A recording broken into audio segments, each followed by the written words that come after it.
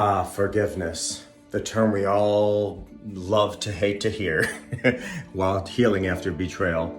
One of the things I wanted to just quickly say to you is after the discovery of anything that's going on in your relationship, forgiveness should not necessarily be the goal. Healing should be the goal. When you heal, forgiveness organically comes. One of the problems with forgiveness that I run into a lot with my clients is forgiveness is overwhelming because you're trying to forgive the unforgivable. You're trying to forgive the unthinkable. And one of the things that I recommend that you do, and I recommend this to my clients, is it's very difficult, and oftentimes you can't just with a broad brush paint the forgiveness out of your life, or apply that to your partner, your spouse, your significant other. What I recommend you do is write down all the things you need to forgive your spouse or your partner for.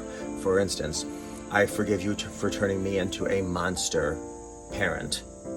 I forgive you for aging me 20 years. I forgive you for stealing our family's money for hotels or whatever. So the key is the things that bother you the most. It's not small things like, if they spent $2 on extra gas going somewhere. I mean, if that bothers you, write it down. But not the minor things, but the major things that really bother you about this. What are the major elements? Does it bother you most that their energy and their focus and their time was stolen from you and given to somebody else? Does it bother you most that he or she bought gifts for the affair partner? Whatever bothers you the most, write it down and then individually forgive those things, because it's very difficult just to say, I forgive you. That's a hard pill to swallow. That's a huge ask.